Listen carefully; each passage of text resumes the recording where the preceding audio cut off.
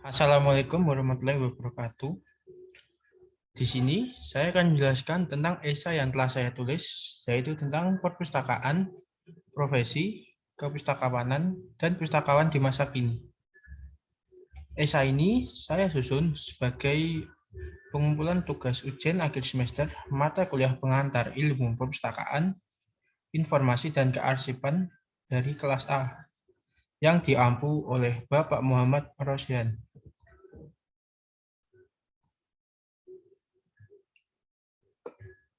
Sebelumnya, perkenalkan saya Kontarjun Oskarino. Perpustakaan, profesi, kepustakawanan, dan pustakawan di masa kini. Kata perpustakaan tidak asing lagi di telinga kita. Setiap tempat, dimanapun, pasti kita menemui perpustakaan itu. Tetapi, apakah itu perpustakaan? Perpustakaan itu sendiri, di khalayak umum, merupakan suatu tempat atau bangunan yang berisi dengan banyaknya buku dengan berbagai macam informasi. Namun, penjelasan itu pun belum melengkapi pertanyaan kita tentang perpustakaan.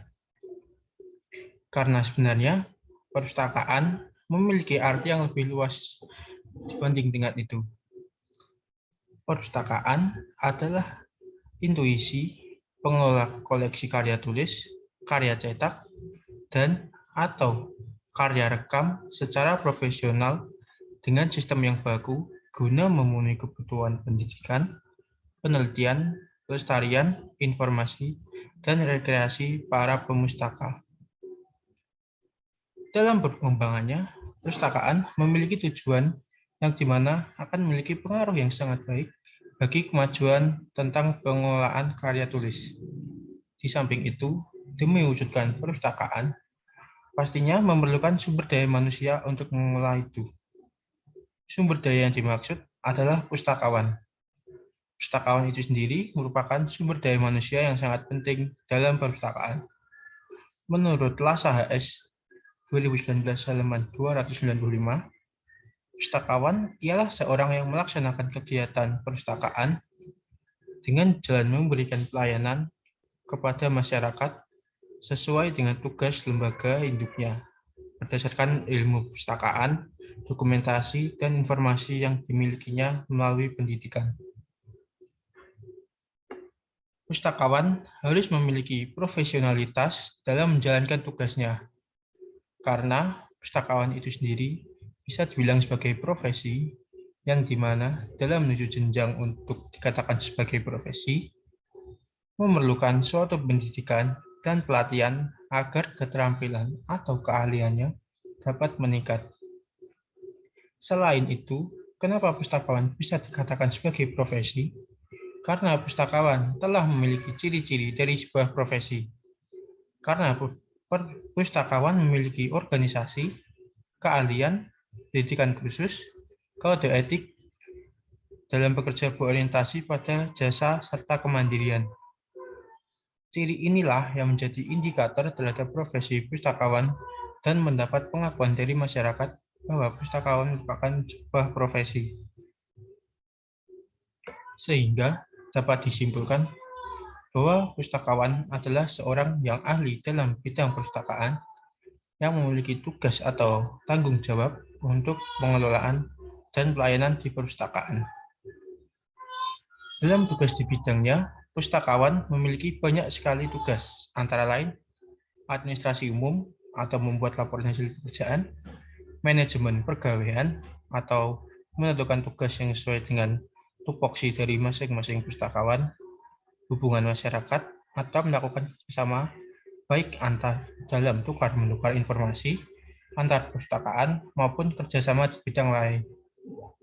Pengadaan dan pemilihan bahan perpustakaan sesuai dengan jenis perpustakaannya, penyiangan untuk tujuan pengadaan bahan pustaka yang update, pengkatalogan, klasifikasi, penerbitan, pelestarian, tugas informasi, bimbingan, pembaca, serta tugas peminjaman bahan pustaka.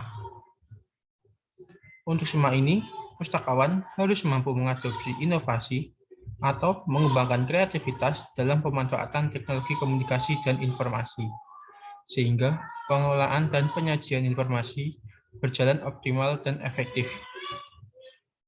Di dalam masyarakat masa kini pun sekarang sudah terbiasa dengan mendapatkan informasi melalui media internet.